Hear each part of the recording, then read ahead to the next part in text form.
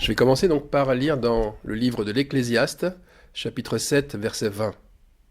Non, il n'y a sur la terre point d'homme juste qui fasse le bien et qui ne pêche point. Car, Romains 3, 23, car tous ont péché et sont privés de la gloire de Dieu. Et là je reviens au verset 9. Quoi donc? Sommes-nous plus excellents? Nullement. Car nous avons déjà prouvé que tous, juifs et grecs, sont sous l'empire du péché. Selon qu'il est écrit, et là entre parenthèses Paul cite Ecclésiaste, il n'y a point de juste, pas même un seul, nul n'est intelligent, nul ne cherche Dieu, tous sont égarés, tous sont pervertis, il n'en est aucun qui fasse le bien, pas même un seul. Waouh, c'est un constat sans appel. Puisqu'on le sait très bien, le péché sur terre est arrivé par le premier homme, Adam, et la première femme, Ève. Mais avant d'être sur terre, nous étions des êtres célestes, nous étions des anges. Et la question, étions-nous tous en parfait accord avec Dieu? En d'autres termes, le péché n'était-il pas déjà là? Je rappelle que péché signifie manquer le but, ça signifie aussi désobéir aux lois divines. Et au ciel, qui aurait l'outrecuidance de désobéir aux lois divines? On nous a enseigné pour beaucoup qu'un Lucifer a désobéi et que cet ange, cette étoile, cet astre brillant, a été précipité avec ses anges sur la terre. Qu'une partie seulement a été désobéissante. Les uns avaient donc un mauvais esprit, les autres avaient un bon esprit. Et le but de Dieu a été d'amener sur terre ces étoiles du ciel, possédant de bons et de mauvais esprits, les anges de Dieu et les anges du diable. Voilà le dogme, ce dogme si communément enseigné de génération en génération. Il y a un groupe d'élus célestes, les bons anges, face à un groupe de perdus célestes, les mauvais anges.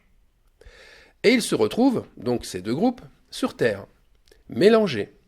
Et ils attendent que la moisson divine trie les bons, les sauvés d'un côté, les mauvais, les perdus de l'autre. Le paradis pour les bons et l'enfer pour les mauvais. Alors voilà, est-ce que c'est vraiment la vérité? Parce que si c'est la vérité, cela voudrait dire que les bons anges vont naturellement chercher Dieu sur terre, tandis que les mauvais anges, eux, ils vont s'égarer, ils vont se pervertir rapidement, et jamais, jamais, ils vont chercher Dieu. Or, retournons à ce que dit l'apôtre Paul. Paul est catégorique sur un point. Nul ne cherche Dieu, tous sont égarés, tous sont pervertis. Paul ne fait aucune distinction, lui. La totalité de l'espèce humaine est pervertie. Ouh là là, Paul, là tu nous embêtes avec cela. Pourquoi mettre tout le monde au même niveau? Pourquoi ne pas donner la faute uniquement au premier Adam, si c'est lui qui était fautif dès le départ, et pas forcément nous? Ne sommes-nous pas plutôt devenus héritiers du péché à cause de lui? En fait, nous devons revenir à l'origine des choses. Le premier démon était déjà en activité dans le ciel. Son nom, l'orgueil, l'esprit du dragon, le sentiment de toute puissance, le désir de dominer, l'envie de briller plus que les autres, la soif de pouvoir était bien là, présente dans cette autre dimension. Et à la vérité, l'égarement n'est pas pour certains. L'égarement est pour tous. Adam, premier homme, comme Ève, première femme, n'ont fait que de montrer la nature de ce que nous sommes tous au départ. Nous sommes, c'est vrai, des esprits libres. Nous avions déjà le libre arbitre. Nous pouvions déjà choisir entre le bien et le mal, plutôt que de choisir la révélation divine. Au ciel, dans cette autre dimension, il y a eu des astres brillants, des anges, voulant s'élever au-dessus de Dieu et au-dessus des autres. Et il y avait aussi d'autres anges qui ont résisté, qui ne voulaient pas s'élever, qui voulaient rester fidèles à Dieu. Or, ces anges-là ont finalement été, eux aussi, séduits par les astres brillants. C'est pourquoi les astres brillants, les Lucifères, si on peut les appeler comme ça, ont été entraînés avec eux, et ils ont entraîné avec eux, dans leur chute, les autres. Alors seulement certains? Non, tous les autres. Tous ceux qui avaient leur libre arbitre. Alors c'est vrai, les êtres terrestres ne font que reproduire ce qu'ils étaient au ciel. Et c'est pourquoi il n'y a point de juste sur terre, parce qu'il n'y avait point de juste au ciel, mis à part notre Dieu, Créateur et Sauveur. Pourtant, une question. Les anges ne sont-ils pas des envoyés de Dieu? N'ont-ils pas des missions à accomplir? Ont-ils finalement le choix et la possibilité de désobéir?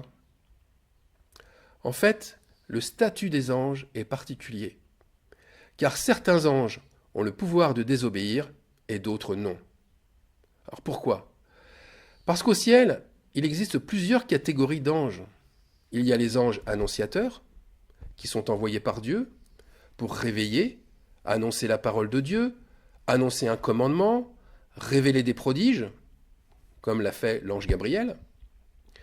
Et il y a une deuxième catégorie d'anges, les anges protecteurs, qui sont envoyés pour protéger ou pour lutter contre l'adversité, ou encore pour détruire. Ce sont aussi des anges destructeurs, comme l'archange Michael, c'est l'armée de Dieu.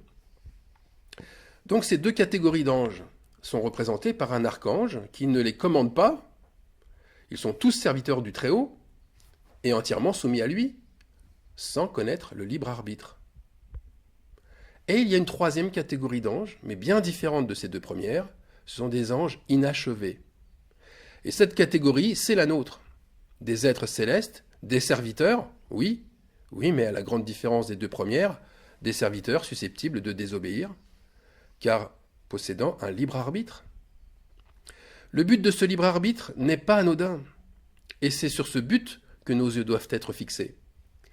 Le libre arbitre est le moyen choisi par Dieu pour que nous devenions des fils de Dieu, pour que nous passions de serviteurs à fils. Voilà pourquoi Dieu nous a dotés de ce pouvoir de choisir. Alors tous, nous avions des missions à accomplir, certes, mais les combats ont été inévitables, car poussés par l'orgueil, par la convoitise et l'idolâtrie des futurs fils de Dieu. Et là, je vais prendre un passage dans les Écritures qui dit « Il y eut guerre dans le ciel. Michael et ses anges combattirent contre le dragon. Et le dragon et ses anges combattirent.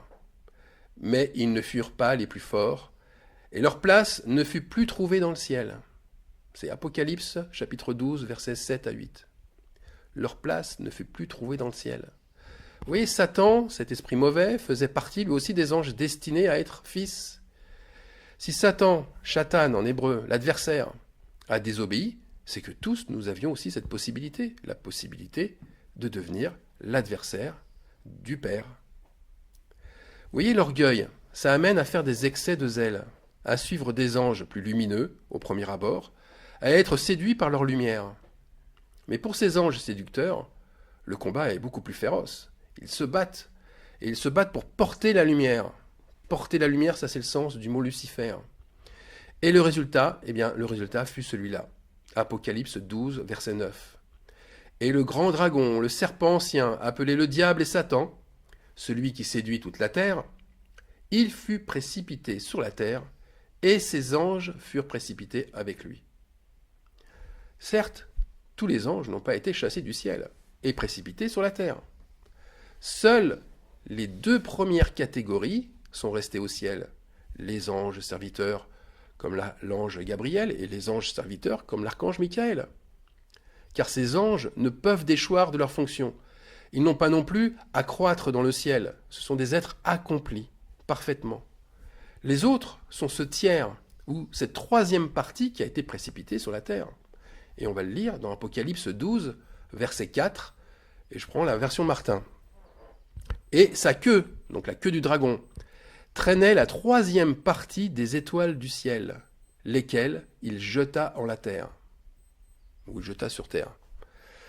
Alors rappelons-nous que la terre représente matériellement, physiquement, ce qui est au ciel. Le temple, le sanctuaire inspiré à Moïse, était déjà au ciel. Il est le même au ciel, bien sûr, sous une forme spirituelle. Il y a bien sûr alors le lieu saint, où n'importe quel ange peut venir s'assembler à la table, là je mets des guillemets à la table de communion, et Satan est venu discuter au sujet de Job.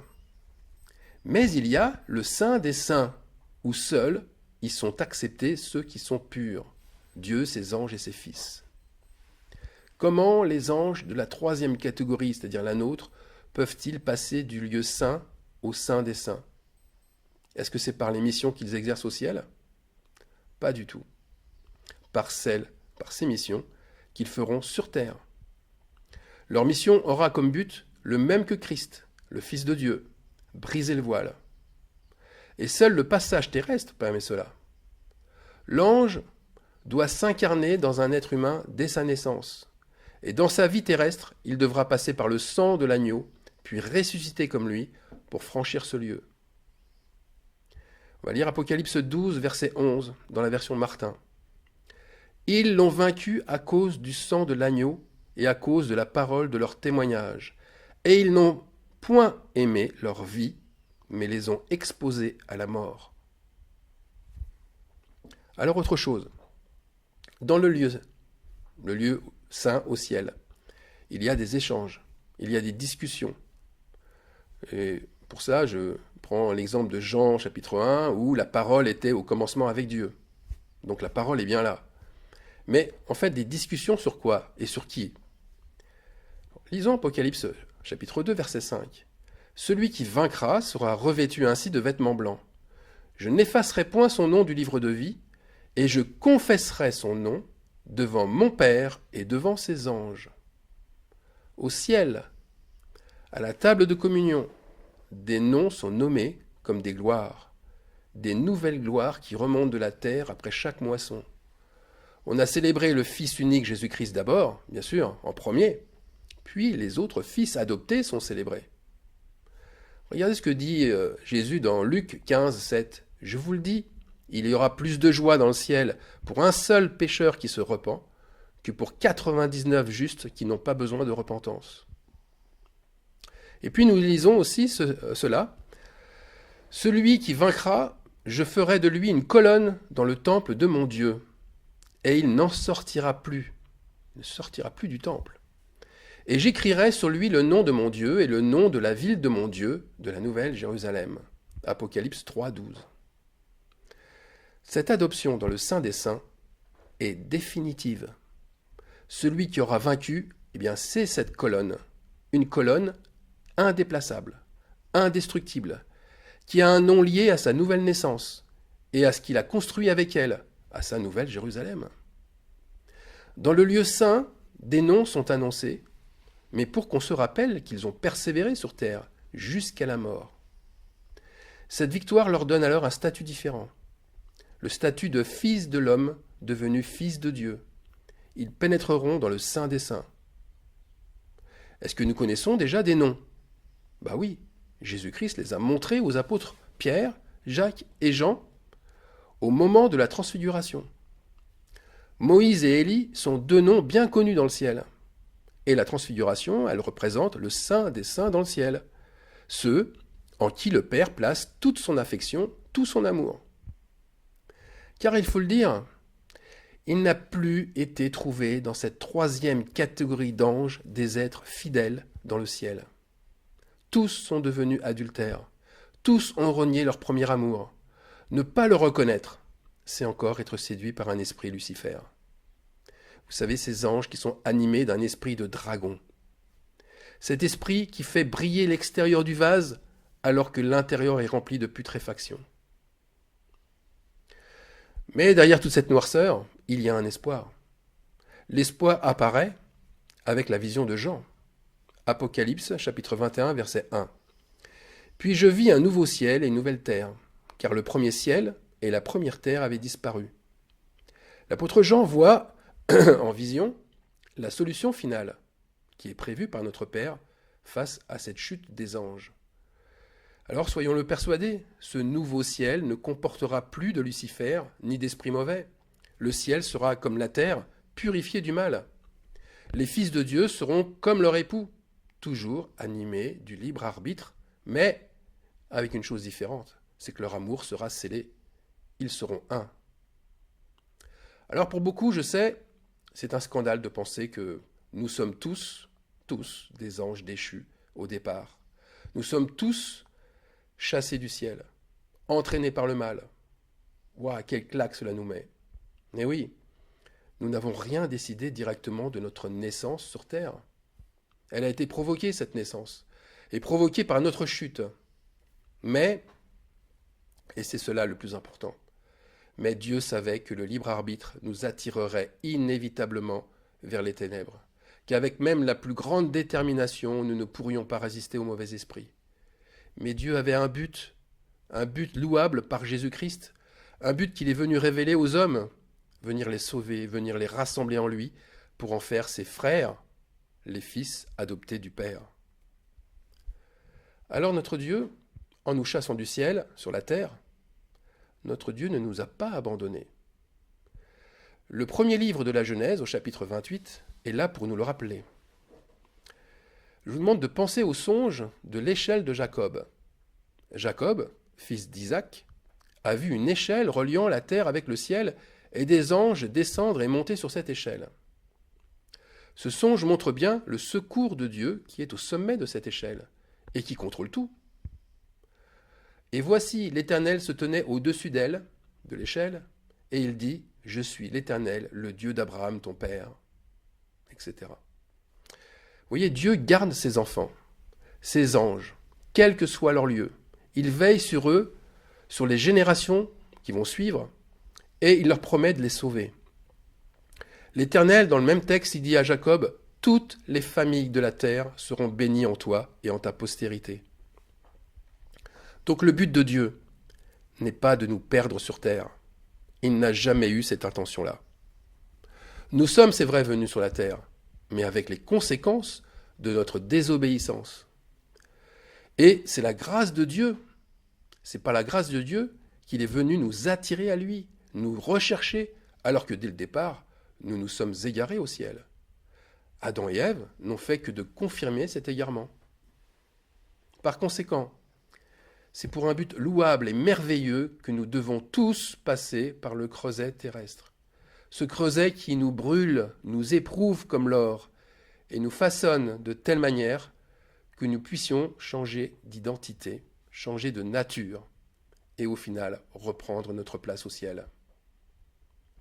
Entrer dans le royaume de Dieu, oui, mais non pas comme nous y étions sortis, comme ces anges déchus qui descendent l'échelle, mais comme des êtres régénérés, transformés, transfigurés, ces anges, fils de Dieu, qui remontent l'échelle de Jacob jusqu'au ciel.